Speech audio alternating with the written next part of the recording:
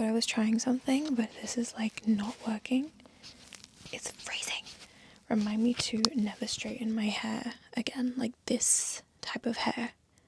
What is this? Like, if you've seen Vlogmas on my main, you will see how curled hair looks so much better. Anyway, I look like a drench rat. I'm so sorry. But let's talk about some key updates, kiddos. So I wanted to share a really beautiful, positive story from the gym. Now, for those of you who don't know, first of all, my name is Mahika. Hi, welcome. Second of all, I deal with social anxiety. This is something that I've been dealing with since kind of like my whole life, but it got really, really bad aged like 12, 13. I'm now 24. So like half of my life, basically, I've developed tools to deal with it, things that I'd gladly share with you guys if you want, but at the same time I still struggle with it. So I sought out CBT. I've had like multiple therapies throughout the years for a variety of reasons. In November last year, my anxiety got really bad, so bad that I had to go home from work one day because I couldn't function. It was awful, and that made me feel really, really bad because I'm finally getting things together in my life, and I live with my family, my parents, who work so hard, and I couldn't even perform at my own damn job, and it was just the worst, like the absolute worst. Thankfully, that was just one day. I also wasn't feeling well physically on top of that, so it was a whole thing. But I was like, this is, I've had enough, and that was actually in December that I had to go home sick. In November was when my anxiety started getting pretty bad. In October, my social anxiety started to come back, and I think it was like PMDD, basically. I don't know. But anyway, let's just say, point blank period, things got bad. The stars aligned, and I'm not going to go into detail, but I managed to get an amazing therapist, and I am so damn grateful to her. She is wonderful, and I really just feel like God heard my prayers. So one of the places where I would get anxiety would be at the gym. And what I found is that when it comes to situations where I need to stand up for other people, I'll step up, I'll say what I need to say. When it comes to like a situation of survival, if something really needs to be said or done, then I'll step up and I will do something, say something if I have to. When I'm at work, 99% of the time, I'm fine because my job requires me to be more than myself. And it's interesting because today in my second CBT session, the first was kind of like a consultation vibe, I think. And then this was more like, okay, let's get started. And in today's session, we actually briefly talked about how social anxiety is very like self-focused, and how we, I guess, over perceive, like, I don't know, she said it way better than I ever could, but we are constantly hyper-focused on ourselves and our perceptions of ourselves and how we believe others to be perceiving us. And I think that's probably why I don't feel my anxiety as bad when I'm at work, because I'm in a uniform and I'm representing something bigger than myself and I'm in a position of service. I think it's also why I find YouTube easier. I mean, okay, yeah, first of all, there are no people, like it's a camera, but I think it's also just I feel like I'm in a position of service. I have to be something bigger than myself, so I will become that. And so my mind isn't as preoccupied with, oh, but they must be perceiving this and blah, blah, blah. Anyway, yesterday, let's get to the story. One of the examples, because like I said, professional life I'm a lot better, personal is where I struggle on how to be. So I went to the gym yesterday and I found that I've always been good at like, maybe like going up to people and complimenting them. Well, not always, but like I started pushing myself to do that last year. I was like, I can do this, I can overcome this. If I see somebody whose outfit I like or their muscles are amazing, like I'm just going to go up to them and compliment them. Mostly women, because I don't want people to think I was flirting. Yeah, so anyway, I actually did that. So like a month ago, I went up to this girl. Her physique was just incredible. I went up to her, I was like, your physique is goals, like I just have to tell you. And she's like, oh, thank you. And then I went abroad, and then I came back and we saw each other at the gym and we said hi. And I was like, I don't know if I should be saying more. Like I was like, oh God, and got over my head. And I was like, then how do I be? Like, what do I say? Like how do people make friends? Like how do you make conversation? Like I was just freaking out a little bit. Anyway, yesterday I'm at the gym. I'm doing my Arnold presses, right? So like, whew, and I'm like dying. And this man, maybe like in his 30s, 40s or whatever, he sees me struggling. He comes over, bless his heart. Like I really wanted to share this, okay? He comes over and he says, you can do it, you can do it. I've got my music going, but I can hear him. And he starts spotting me, and I have never had that. Like I've been going to the gym now like a year and half a month consistently. And in all my time, not saying that I needed this or I wanted this, but it was just such a pleasant surprise. And like my first reaction internally was like, oh my God, what do I do? But then I was like, Micah, just embrace it. Like just embrace it, be grateful for it, and go with it. And so I was like letting him help me, and just went with him. and like smiling, and I was like, okay. And then he's like, well done. And I was like, well, I've still got 4 more to go. And then he was like, come on, let's do it. And then he's like helping me. He helped me to push out like 2 more reps, and like I said, thank you so much. And yeah. And then his kindness, guys, when I was talking to my therapist this morning, I was like, it made me feel safe, and like I could be accepted and be part of a community, and it gave me the courage to, because I've been thinking about it during set 2. This was set 3 when he came over and helped, but during set 2 I was like, oh, I see that girl, like should I go up to her, maybe I should, and I was like going back and forth. In set 3 I was like thinking about it when I could, and when like more towards the early half of the set when I wasn't completely dying, and I was like, oh, should I go up to her? Anyway, he does this, and I was like, you know what, Mahika, let's just do it, because I've spent so long, like if anyone gets it, like anxiety or social anxiety, you know what I mean, where you've had so many thoughts, oh, I should go up and say this, oh, I should do that, and and you don't do it, and then you just have this regret, man. Like I have had so many experiences like that, and the thing is I don't have that at work so much, because at work I just have this extra juice to be myself, because I know in a way my fallback is just my job. My fallback is my professional self. My fallback is who I am in the uniform, and that kind of reduces some of the pressure. In my real life, I've struggled, but in knowing what confidence feels like at work, for example, I know what anti-confidence feels like, and I know what anti-confident, what's the opposite of anti-confident? Cowardly, I guess, actions feel like. And I said, I don't want to feel that, let's just go up. Like it might be an awkward conversation, but just fuck it, just go. And I'm a Libra rising. I am really trying to embrace my descendant, my Aries, like the Aries within me. So that would be someone who's courageous, someone who's bold, someone who's decisive. Like I'm just trying to lean more into an Aries energy. Similarly, like with my 6th house, it's ruled by Pisces. So like I really do struggle with like daily routines and sticking to things and schedules. And I'm really learning that I need to embrace opposite energies in order to overcome the things that I've struggled with the most in my life. Anyway, so I go up to her, and listen, guys, like I was like shaky. I was not like my confident self the way I am at work. Even here, like I wasn't talking normally. I was like, yeah, oh wow, yeah, what are you doing today? Oh, okay, that's cool. Like, what's your, and then like she went to shake my hand, but she had chalk on her hand, and then I just went for a fist bump, but it was like low key awkward. But and I walked away, and I was like, whatever. But and then I went to go and do these like lat pull things on a machine, and I felt proud of myself, because I was like, even though it was kind of cringe, I still did that for myself. I still slayed the beast, so to speak. And when I was doing these moves on the gym, on like the next thing, I thought to myself, what if I just need to choose to perceive myself differently? What if that is the problem? You know, it's not what they think, what that person thinks, etc., etc. What if it's just me and how I perceive who I am and what I'm capable of? And that crossed my mind. And anyway, I brought that up to my therapist today, and she was like, no, you're quite right, and we're going to talk about that in CBT. And I was like, okay, good. So getting into CBT, so that was a win, and I really wanted to share that because it might inspire you guys, anyone who deals with social anxiety, anybody who's sharing like a gym journey with me. It was just a win. Anyway, so we did like a questionnaire as well today to the score you get to be diagnosed, I think clinically for social anxiety is 19. I got 27. I'm not even surprised. And what's funny is like when I tell people, not that I go up to people and say, oh, by the way, I have social anxiety, but like if it comes up in conversation and I say, oh, I have social anxiety, like especially to people at work, they're like, oh my god, like I never would have thought it.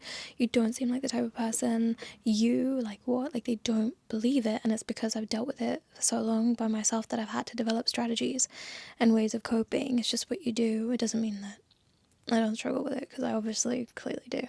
But 2 questions I did have for my therapist. I mean, it's good if people can't tell. That's nice. It's good to know. It means that all my work is, it's doing something. 2 concerns I had was, is this something that I'll have to deal with for life? Because, when you go such a long time dealing with something, you're like, well, this is just how it's going to be. Like, I really thought that this is who I'd have to be for life. And she gave me hope and said, you don't have to stay this way, and we're going to reduce that number, like we're going to bring that 27 down, we're going to get rid of that, like not like these words, but yeah, she said sometimes there's just one thing that we need to stop doing. Like, we need to stop avoiding one thing, and that will create such a ripple effect. I also talked to her about how I might like to have a birthday party one day, maybe even my 25th, because I haven't had a birthday party in years. And it's for a variety of reasons. I mean, partially because, first of all, I didn't have quality friends for a second. Second of all, because of finances. The hell was I going to do? Third of all, COVID. And fourth of all, because my friends all live really far away and like uni and all that was happening. But this is the first year in like a long time where I've actually had like a decent amount of friends, and I mean people that like me for me. And I'm like, oh, like I'm still developing some relationships, so I'm like, oh, like what if I had a birthday party? Not that I can afford it right now, but like maybe not my 25th, but like maybe like my 26th or something. Like, what if I just had a birthday party in my 20s? Like the last birthday party I had, I was a teen, and it wasn't even like a party. Like I have not had a party since I was a kid. And for me it's more like, I mean, I had 3 close girlfriends. I still have them, but touch wood, love them. But I thought of doing something for my 24th last year. Only thing is I was a little brokey.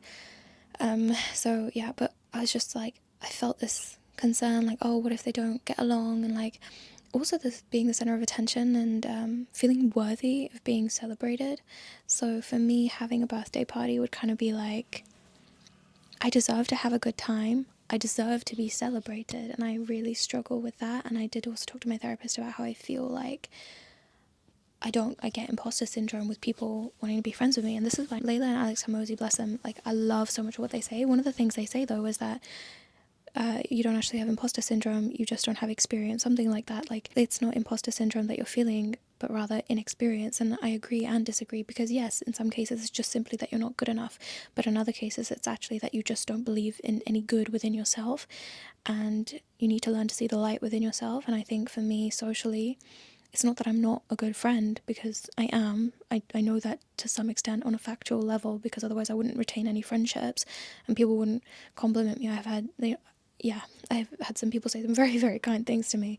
It's more just my inability to see good within myself, and I don't know where it comes from, but I need to dive more into that with my therapist. And it's just not understanding why people would want to be friends with me. I know it sounds silly, but it's true. I don't understand why someone would want to be friends with me. It's quite sad, but it's just genuinely how I feel.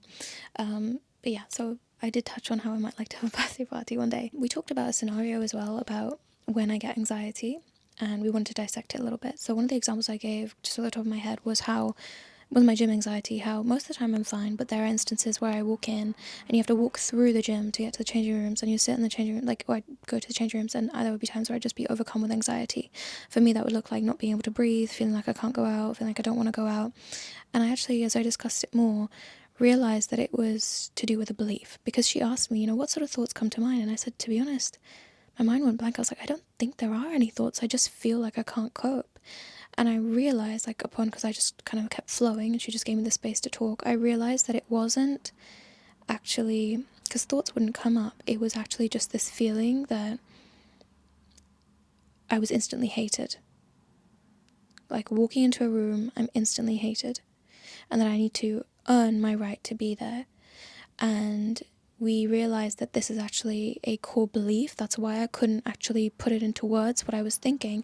It's because I have some internalized belief from somewhere, from some past experience, that makes it so I feel like I'm inherently hated by all. And I told her about my sort of self-treatment that I do, which is that I try and find out what's triggering me, and then I opposite affirm. So like, if I feel in danger in any way, I tell myself I am safe. Another thing that helps me, I'll be like, oh, I'm accepted, or people want to see me win, or I am the cool girl, I am a cool girl. Like, I have to do the opposite affirmations to make myself calm down. But we did touch on how nowadays one of the strategies that's been helping me is I just put my music in, or put a podcast in before I walk into the gym. So I just create my own bubble. But she challenged me to not do that.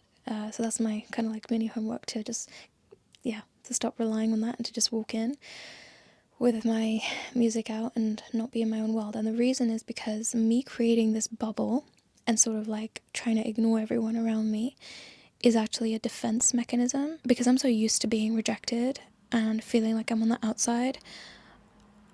I'm kind of on the defense, and I feel like I know how to survive on my own. So what happens is I walk in, I see people everywhere, I'm like, okay, music, and then I come out and I can just be in my zone. I can also channel that, so like whatever I'm feeling, like, oh, these people are looking at me like this, then it's fine. I can handle it on my own, and I use that anger and that sadness. We also talked about the emotions I feel, to, push through my workout even more.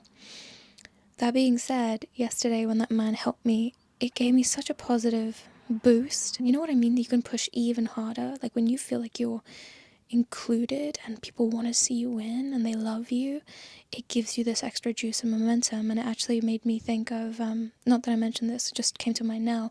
There was a time last year, I still remember it last year. I think I was doing lunges on the Smith machine. I think so. And one of my colleagues who I just met at work, she was in my training group. She was like 30 something, maybe 40 something. And I don't think we really clicked from the beginning, but I didn't register it, but she actually really liked me. And we really warmed to each other with time. And she said this thing to me over message. She said, "You are such a beautiful person." And I received this message mid-workout, and I remember the way I hit that next set. Oh my God. And I realized that a lot of this is, well, we talked about past experiences, things that might have happened that made me feel this way, where I feel like I'm on the outside. And I talked about how I've always been shy, and like as a kid, people would always find it easy to be loud and like just get on with the task, and I was always just scared of new things, and I was a lot more introverted. So that was the first experience of being on the outside, like not being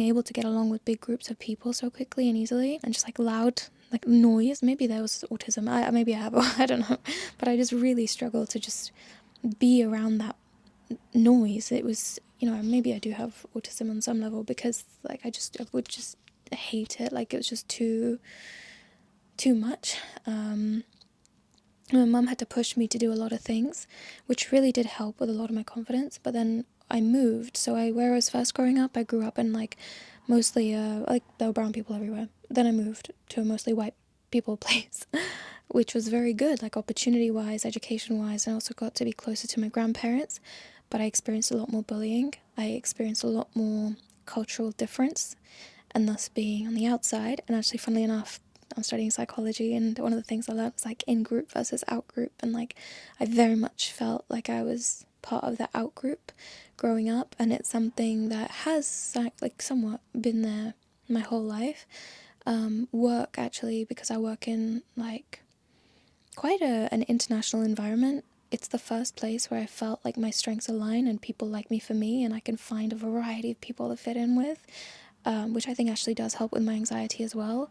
But outside of work, I struggle to find that same attitude of acceptance and variety, and also I struggle to facilitate that form of acceptance for myself, because I just shut down before I even give people a chance.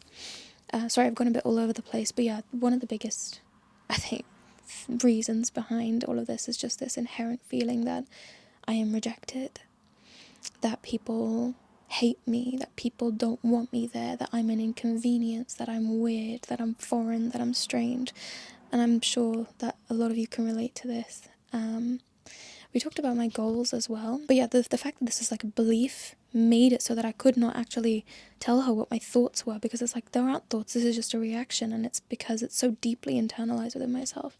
That was interesting to learn. But we talked about my goals, and I said, how one of the things is I want to be able to lead. Like whatever I do, I know that I want to be in a position of leadership, and I don't want to say management, because I think that has its own connotations, but I am deeply passionate about leadership, positive coaching, positive leadership, and inspiring people and teaching people how to take care of themselves, like lead themselves. And I just want people to be able to have that faith in me too. And I think that one day I'll show up charismatic and calm and cool because it's a good day, and I have that perspective in mind, and I'm like, one day I'm gonna be 90, like who cares, like we're all gonna die, be yourself. And then other days it's like I come in all like more business and robotic, and it's actually a defense mechanism, because I feel like I'm hurting on the inside. Like I feel like I'm rejected, whether it's somebody that's done something that's kind of like an echo of what I experienced in my childhood, or it's just me overthinking a situation. And then there are other days where I'm just like shaky and anxious and kind of like the kid me, because I don't have enough confidence to be my adult self. Yeah, there's a, and so I really wanted to, sorry, I have a habit of keeping crumpled tissues on my desk. I really wanted to be able to feel confident in my ability to speak light into myself, believe the positive about myself, and have others believe that about me too, and be able to be that leader that I envision I deeply am and want to be one day. Yeah, so anyway, she's challenged me to go in to the gym without my headphones, and to actually look around at the people and observe.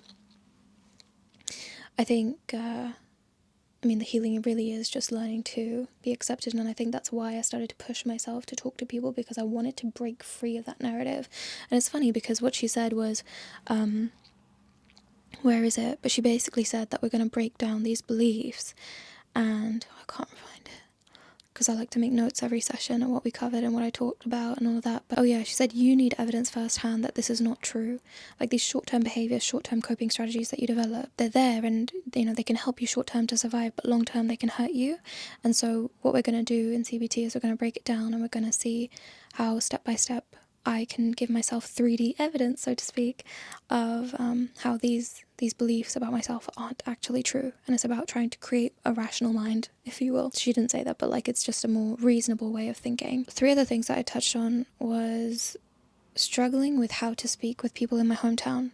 I've grown up here, I've lived here for 20 years, and sort of like what level to meet them. Okay, I've just come back because my storage cut out, and that's why the light looks different, because it's like later in the day. But yeah, struggling to talk to people in my hometown because I've known these people for a long time, and whether it's like neighbors, or I used to work at the coffee shop like in my hometown, and so I know a lot of people. Like I worked there for 5 years, and it's almost like I don't know how to be when I bump into them and they ask me how I'm doing, and I struggle between, like, if, for example, if it was just, this is just where I lived by myself as an adult, it's one thing because I feel comfortable with sorry, excuse me, I feel comfortable with my past failures and where I am, and just sort of being like, whatever, like things aren't that deep, I'm just gonna own where I am and like chat as much as I want.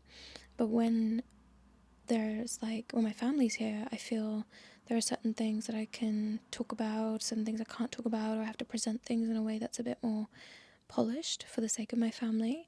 And maybe you can relate to that. But then not only that, there's a side to it where I wonder if I even like some of these people. Not necessarily my customers, that's different, but like, say, neighbors, for example. And not that they're necessarily bad, but it's more just you grow up being friendly and polite because it's the right thing to do, and it's almost like you haven't seen them maybe like 2 years because you've been at uni, or you've been busy with life, or you just haven't seen them, and then you see them and you're like, to what degree should I be friendly? Like, you've known me my whole life, but in a way I'm just meeting you again as an adult, and I'm deciding whether or not I actually want to be friendly with you. Like, obviously there's a certain level of neighborliness you should have, but it's like, why should certain people have the right to your information just because they're your neighbor and they've seen you grow up, So there's like a level of that.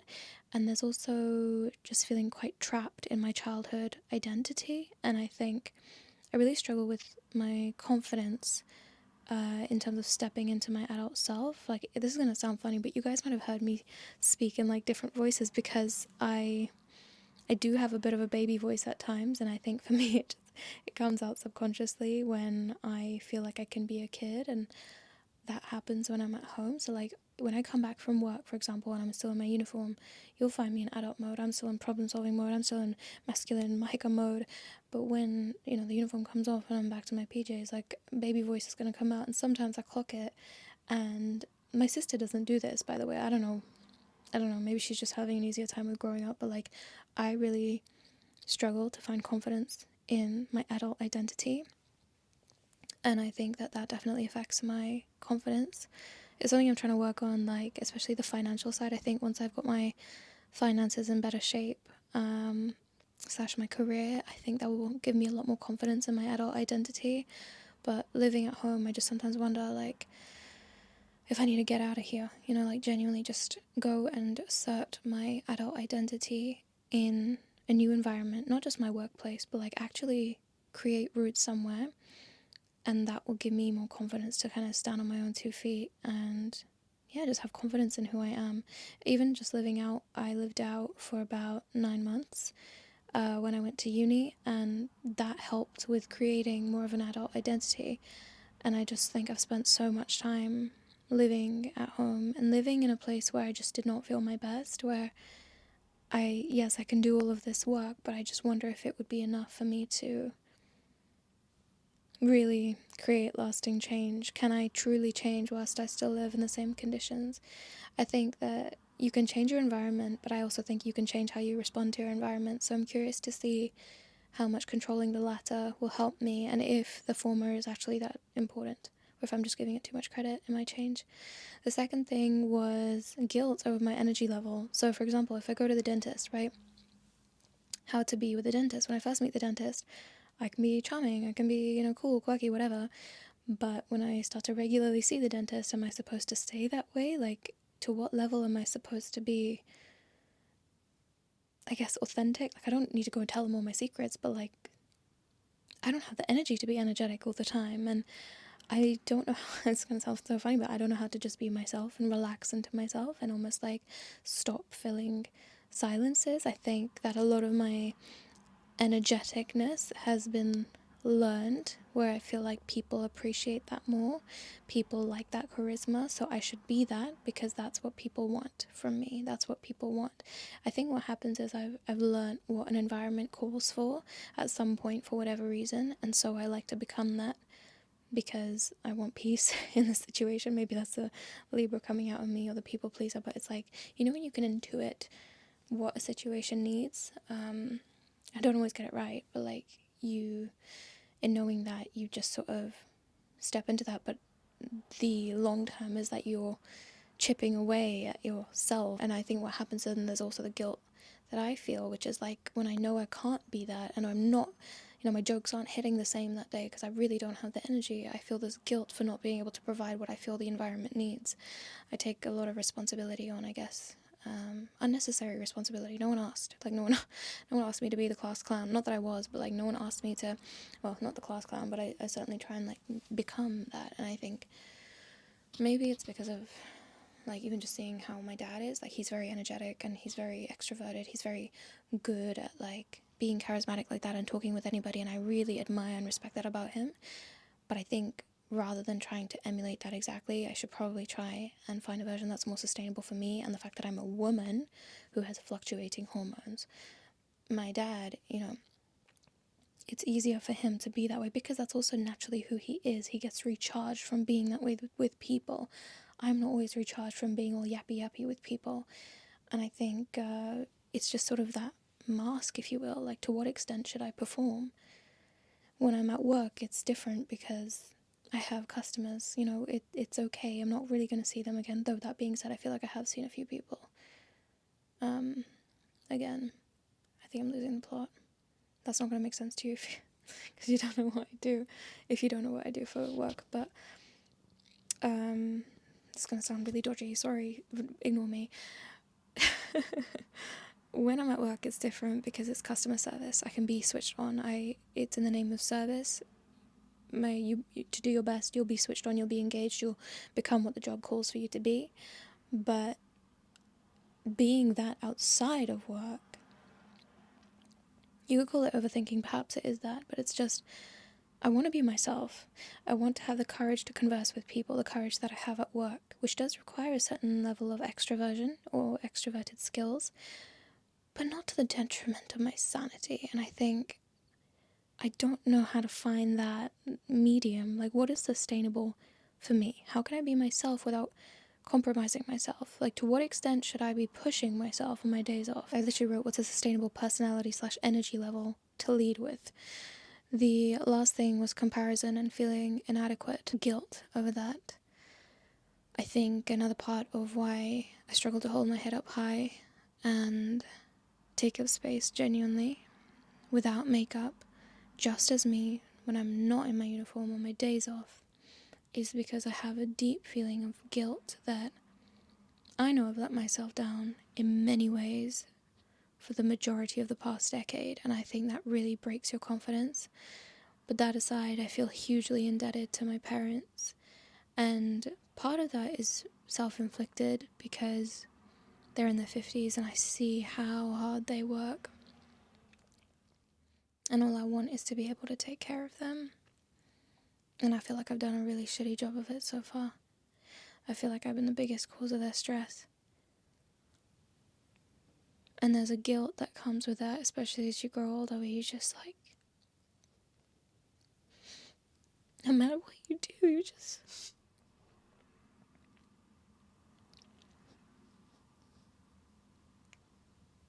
I just don't want to hurt them anymore.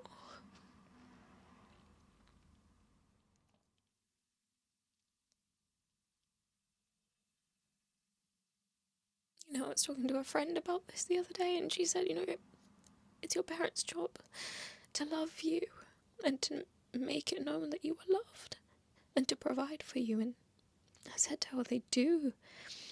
And it's because they're good people. Imperfect, but it's because they're good people. And I know I'm not going to have them forever, that I want to do right by them. And so there's just this guilt of years of mistakes and just wanting to get it right.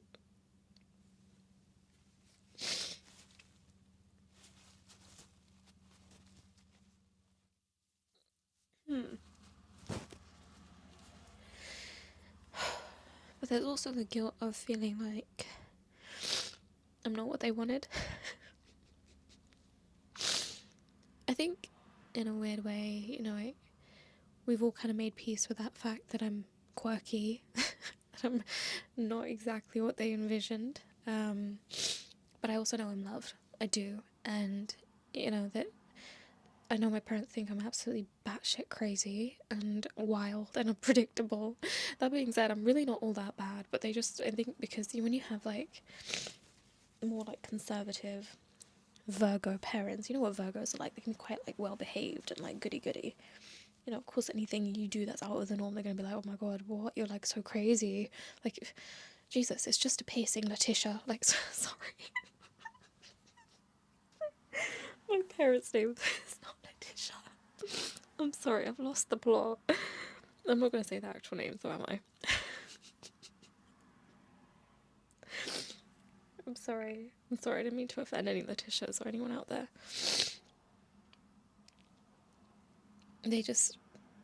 We've made peace with the fact that I'm not the perfect Indian daughter. And you know, the thing is, for a minute it did bother me. I was like, oh, you know, I'm not that and all of it, you know. But I'm kind of like, whatever. Like, I don't really give a shit personally, because I'm like, I love the fact that I'm me and that I listen to myself. I love that, because if I didn't, I'd be depressed or I would be dead. I'm glad that I listen to myself and that I'm bullshit like that. And yes, I get in trouble sometimes, but the thing is, I'm not out here committing crimes. I'm just, you know, getting a piercing or two. Like, please, kissing a few more people than I should. Like, please, let's not get our knickers in a twist. I like who I am in that sense. I'm very contradictory, aren't I? Like, can't find anything I like about myself, and yet I like who I am. Like, what the fuck? I like my spirit. And I think my parents, they love me. They have trouble liking my spirit, and that can be hard sometimes, because you just feel like you can't get it right, like even with the best of intentions. And there's a guilt that comes with that, because you just feel like inherently who you are or the way you go about things is just inconvenient. And you have these people that love you, and you just feel like a bit of a burden at times. It hasn't been said to me. It's not like that, but it's just my sister. She's, you know, she's not perfect, of course not, but she did things the right way, and that I have had said to me. You know, she went to uni when she was supposed to. She didn't run away from school. She met her first boyfriend at university. He's educated. You know, she's ticking the boxes. She's meeting the expectations. Me? Fuck expectations. I'm not meeting them. I'm not even saying hello to them. I'm not. What are they? Who? So the bar is bye guys. The bar is nowhere to be seen. So, in a way, it's only up from here. It can only get better. But when you're living at home and the bar is so low, it creates a bit of an environment of stress, whether it's talked about or not. And so I mention these things because they are things that come into play in terms of self-concept and owning who I am. I think behind all of it, okay, I can work on that feeling of acceptance and feeling like I belong places, and I can do that work outside of the house. I can do that work here on the internet. I can do that work me with myself. But if in my house, in my home, I feel still that I'm not good enough, I just wonder if we're going to hit a wall, and I hope not. Or if we do, that I can break it down. But I just felt that it was relevant to mention. I just want to make it clear I'm not shitting on my parents, and I hope that anybody who's listening, watching, can understand that people are complex. No family is perfect, and I think if you have a family that loves you, wants the best for you, you got it good. I think sometimes, especially Asian parents or parents that are immigrant parents or parents that are more conservative perhaps, they have strange ways of expressing things, but it doesn't mean that their heart is not there. And my parents are people that make the effort, and I just want to make that clear because I will always defend my family. Like, this is, I'm just saying this to keep it real, and you guys might relate. I'm sharing my journey. But it's there's always more to the story, and I'm sure you guys know that. But I guess we're on a confidence journey. I wanted to come and share that. I've got a lot of stuff on my vision board, and I was looking at it whilst I was sorting my storage out. I sat down and I was like, work ethic, saving up for the car, and all this, that, body stuff, Spanish. And there's a terms book on there, and I didn't put it on there necessarily because I need to read. I do need to finish it. I did start it in September last year, but I put it there because I knew self-love was going to be a part of this. I haven't really paid attention to myself like that.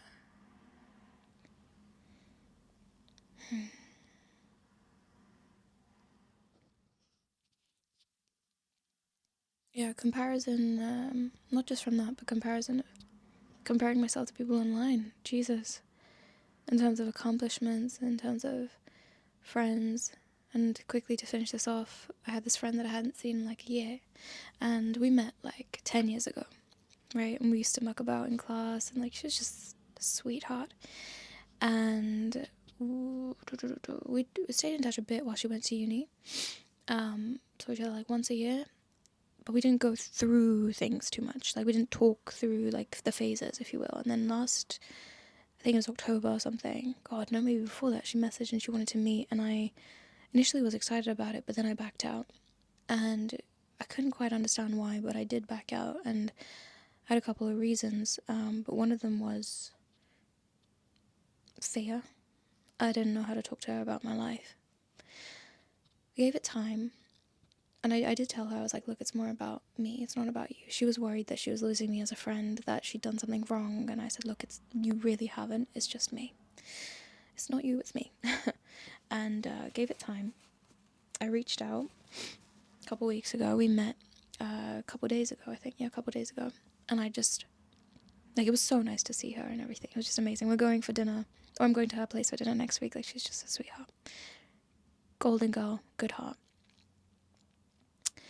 I told her I was afraid to meet you because I felt like you went and you did everything. She studied so hard. She moved away. She made a whole new group of friends. She studied so hard. She's a doctor now. She's crushing it. She's achieved that dream. I am so immensely proud of her. But me? What the hell did I do? I had been here fucking about in my life, making a little progress here, then making a little progress there, then mucking about here. I just felt like everything that I was already insecure about. And you know when you societally compare yourself, and also your parents are like, what the hell are you, like what are you doing, like you're not doing this, in the Asian parenting, right? It got to me, and I felt like inadequate in her presence. Like, what would I talk about? My life's a shambles. And I had to remind myself, like, she's an amazing girl, she's so kind, she wouldn't judge me. You know, and we all have our own journeys, we all have our own timelines. And if I know that to be my truth, why am I letting my fear and insecurity get the best of me? And so I said, get your fucking guts together and go meet her and just be honest with her. You can be honest with her. And I did, and I told her. And you know what she told me? Not only was she worried about losing me as a friend, she had seen all of my gym pictures. Here I was looking at her Instagram, feeling like, oh my god, she's got all these friends and this and that, and oh my god, she's achieved this, and oh my god, I'm so inadequate. She'd been looking at my Instagram, looking at my gym pics, and feeling like I would judge her for having gained weight. Are you flipping serious? Like, you, first of all, no, not at all. And it was so shocking because we do this to each other. We both were afraid of meeting each other, and yet we would never judge each other for these things. You know, we were just excited. She'd apologized for not wearing makeup that day. I was like, yeah, I'm really excited to see your makeup. I'm after all these years. You know, like we both were afraid, but we didn't need to be. And I'd explained to her, like you guys would see from this channel, how I've had such a rocky journey. Instagram, I'm angling. There's shadows, you know, me and my fit, we got a little pump at times, you know. And I'm picking one picture out of like 60 that I've taken. I've stood in the changing rooms for like 10 minutes taking pictures, and I tried to explain, like, and then we talked about fitness, and we talked about how difficult I found it, and I gave her some advice, and, you know, it was a whole conversation, and we even talked about my insecurity, and she was talking about her struggles with uni, and how we all have our own timelines, and how it's not that I haven't achieved anything, I've got life experience, and my god, people are amazing, and we make them terrifying.